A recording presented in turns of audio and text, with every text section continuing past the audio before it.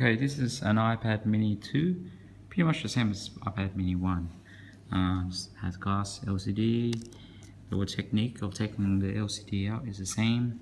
Okay, here we're going to show how to avoid fingerprint on the screen, because our fingers can get very smudgy on the LCD screen. Okay, you put paper tape here, and to take these tape off, the LCD here, you need to use a plier and slide through it. Just slide through it slowly. Poke in here and start sliding through slowly.